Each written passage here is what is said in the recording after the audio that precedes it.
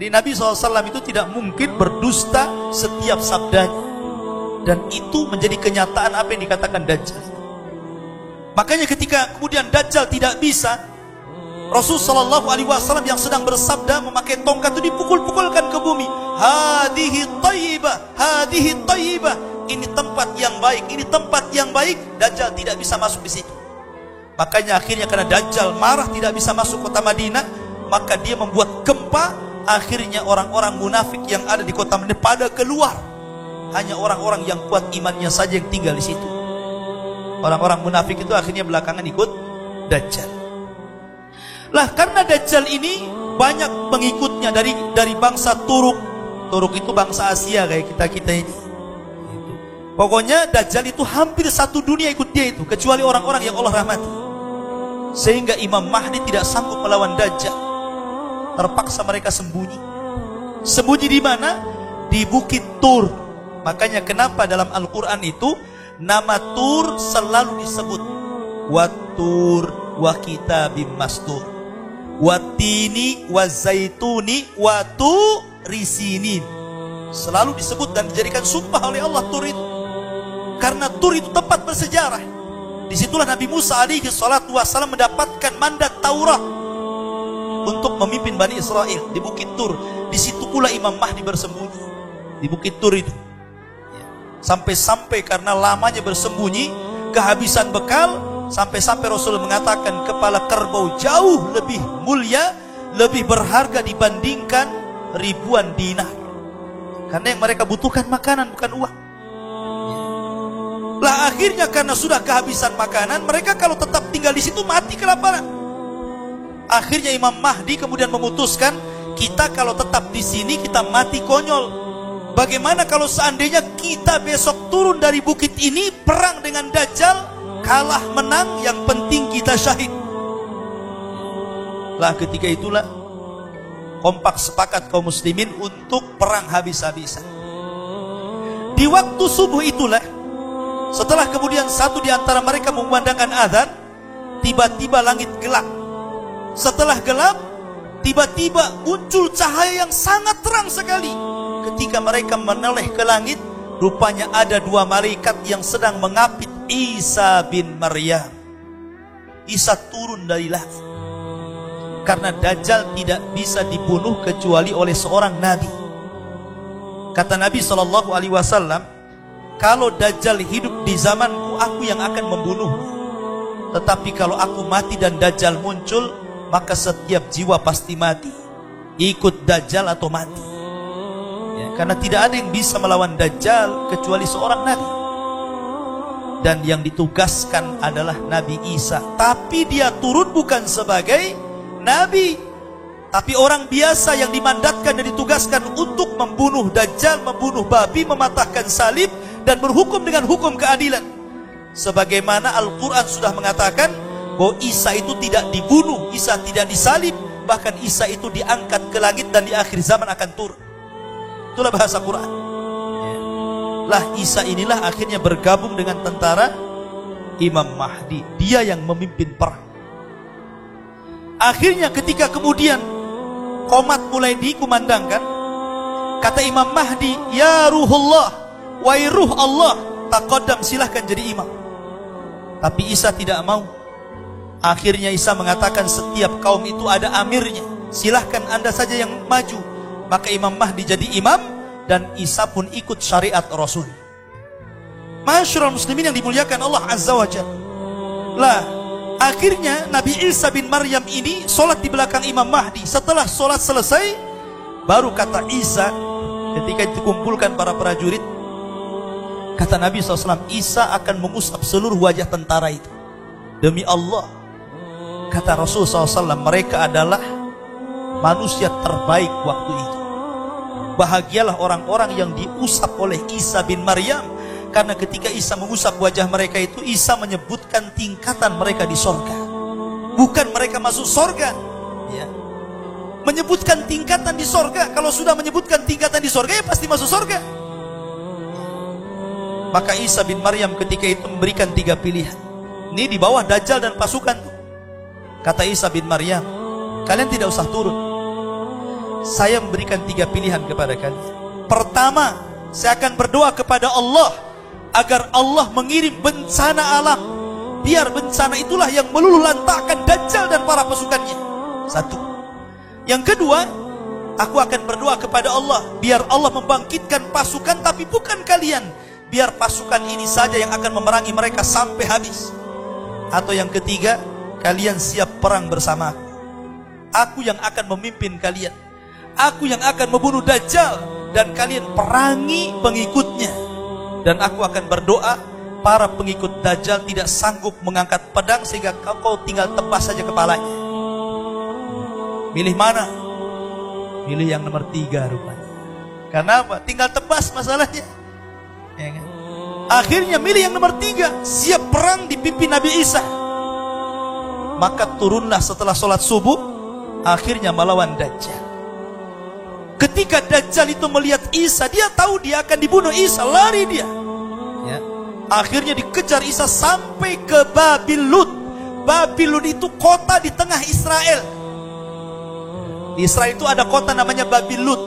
Disitulah Dajjal itu akan dibunuh, karena orang-orang Yahudi menganggap bahwa Dajjal itu penyelamat mereka. Jadi kalau Islam menunggu-nunggu Imam Mahdi Muhammad bin Abdullah, kalau orang Yahudi itu menunggu Metius ataupun Dajjal, istilah kita, penyelamat mereka. Nah, dari situ Dajjal kemudian dibunuh di Babil Lut oleh Isa bin Maryam.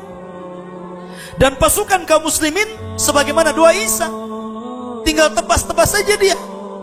Akhirnya pasukannya tahu Dajjal mati, mereka tunggang langgang, sembunyi di batu-batu, bisa bicara, "Hei muslim, nih orang kafir di balik saya, bunuh saja dia," kata.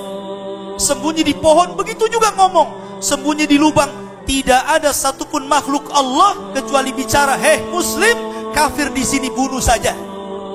Kecuali satu pohon namanya Gharqad, gak mau ngomong. Makanya orang Israel hari ini banyak-banyak nanam pohon borkot. Hadisnya bocor sampai mereka. Tetapi sayang, kebakaran, nanam lagi.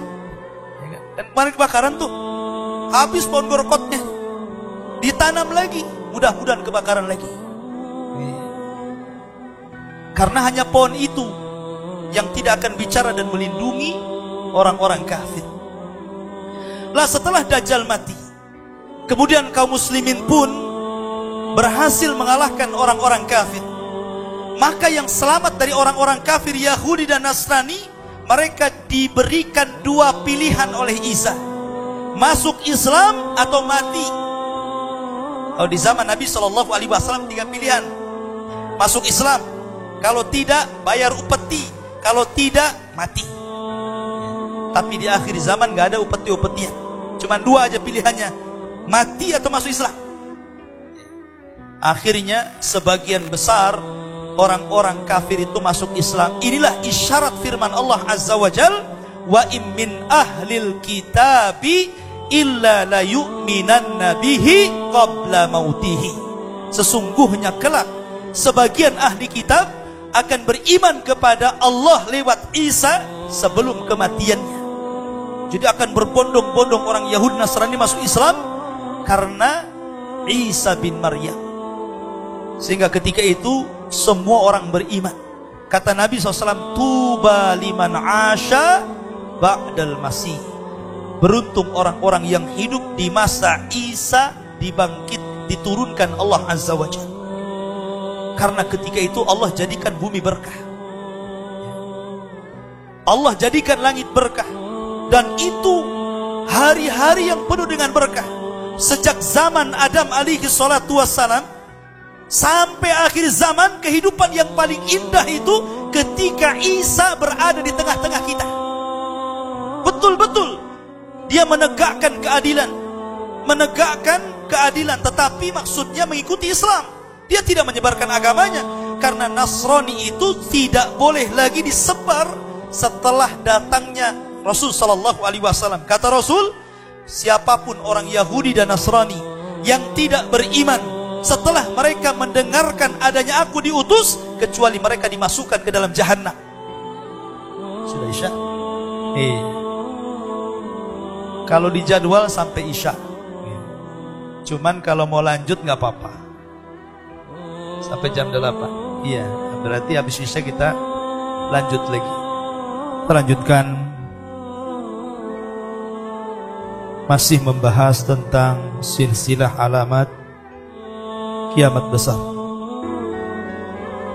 Kemarin atau tadi kita bicara tentang masalah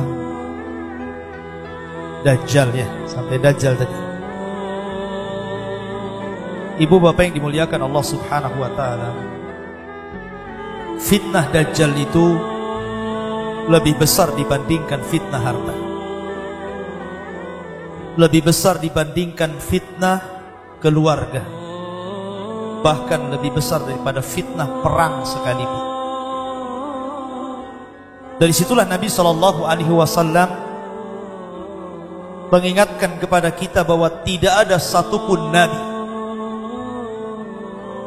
dari para nabi-nabi sebelum Rasul kecuali mengingatkan umatnya tentang bahayanya fitnah Dajjal.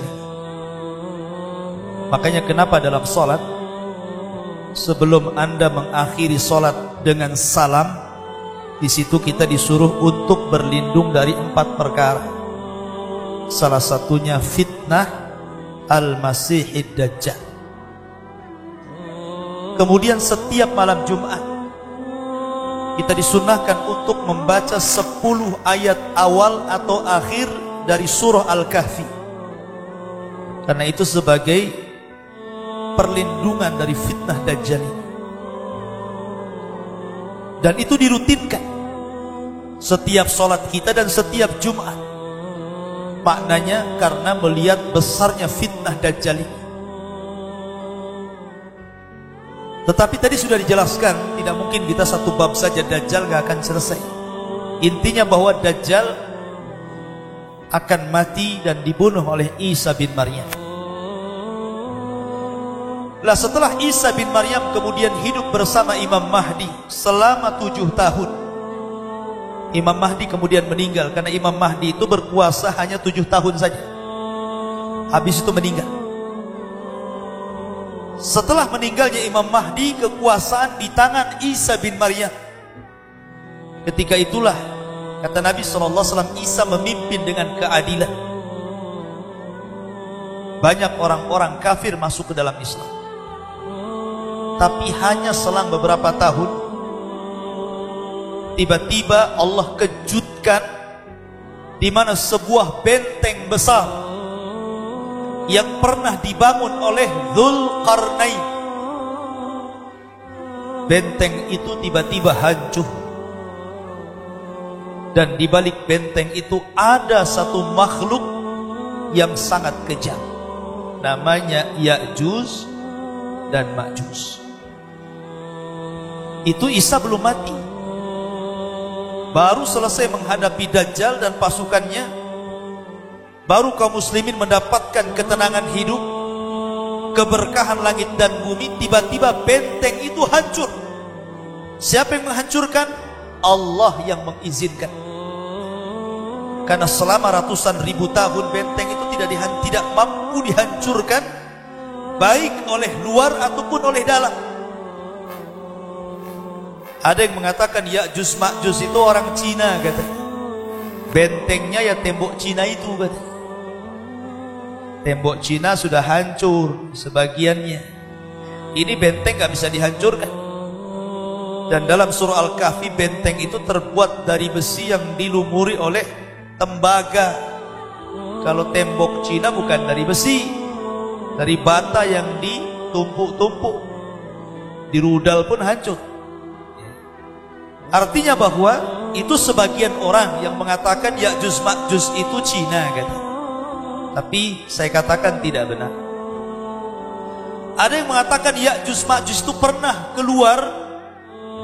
Mereka adalah bangsa Mongolia, bangsa Tatar, yang pernah menghancurkan Baghdad, membunuh kaum muslimin mulai dari anak-anak sampai orang dewasa. Laki-laki perempuan habis dibantai dalam perang Tatar. Ini pun tidak benar, karena keluarnya Ya'juj dan Ma'juj itu di akhir zaman, artinya belum keluar.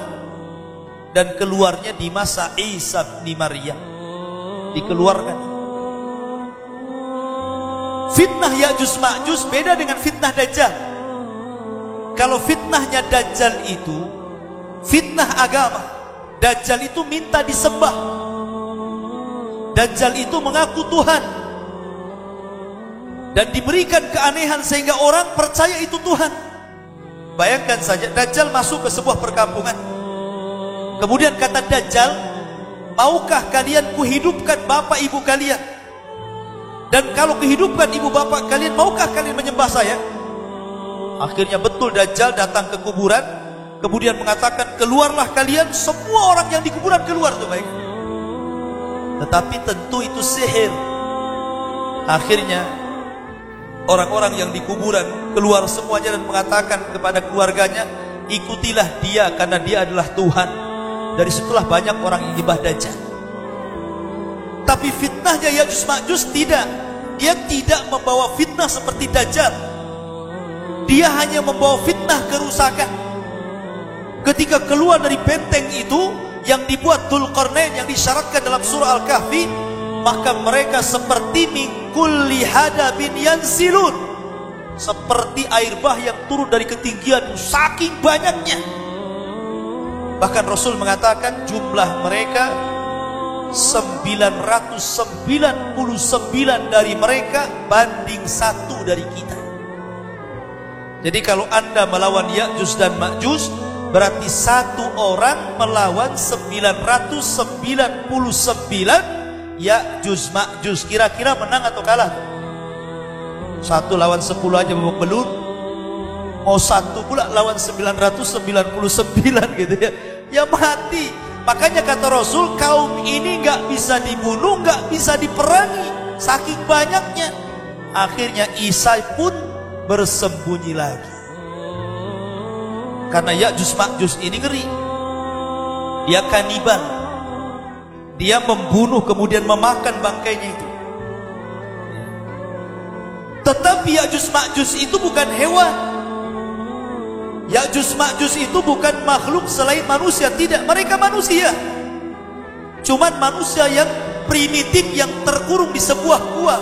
Dan Allah berikan usia yang panjang kepada mereka. Dan Allah berikan keturunan yang banyak kepada mereka. Sampai-sampai satu Ya'juj itu tidak mati sampai punya 1000 keturunan, baru mati ya. Kalau sudah 1000 keturunan baru dia mati itu. Makanya jumlahnya banyak. Menurut pendapat Abdullah bin Abbas radhiyallahu anhu, sehingga ketika benteng itu keluar, kloter pertama keluar, kemudian melintasi sebuah danau namanya Tiberias. Tiba-tiba mereka mendapatkan air diminum habis sampai kering. Kloter kedua bingung, lah ini tadi masih banyak airnya kok gak ada, saking banyak yang minum. Dan danau itu sekarang penuh airnya. Tapi sebentar lagi danau itu akan hilang. Lah Ya'juj Ma'juj ini kalau dikeluarkan, kerjanya merusak saja dia, membunuh. Sehingga di luar kabilahnya, di luar Ya'juj Ma'juj kayak kita ini, semua dibantai, semua dibunuh. Yang selamat itu hanya yang bersembunyi bersama Isa bin Maryam. Di mana? Kembali bersembunyi di Bukit Tur. Lah saking kemudian sombongnya Ya'juj Ma'juj ini karena membunuh seluruh rasnya, di luar kabilahnya, maka mereka sudah merasa tidak ada manusia yang disisakan kecuali dibunuh. Sombong mereka kepada Allah. Mereka mengatakan, qatalna man fil ardi sanaqtulu man fis sama. Kami sudah membunuh orang yang di bumi, sekarang giliran di langit. Saya bunuh kalian yang di langit. Akhirnya mereka mengarahkan panah tombak mereka, kemudian dilesatkan ke langit. Dan Allah takdirkan panah itu disedot ke langit. Padahal berapalah tingginya orang melempar itu. Coba Anda melempar panah ke langit, paling jatuh lagi ke bumi. Tetapi Allah hendak membuat makar. Wa makaru makran wa makarna makran wallahu khairul makirin. Mereka hendak membuat makar, Allah punya makar sendiri, dan Allah sebaik-baik makar. Maka oleh Allah disedot panah itu sampai ke langit, sampai melintasi awan. Tidak ada satupun panah dan tombak kecuali melesat ke langit. Ketika mereka semua naik ke langit, pandangan mereka, menunggu panah-panah mereka jatuh.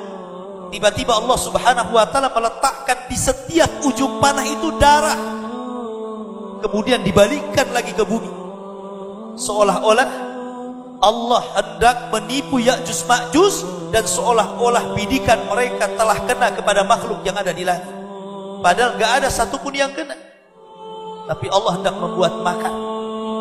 Makin sombong lagi. Di bumi sudah dibantai, di langit sudah dibantai, mau di mana lagi dikatakan?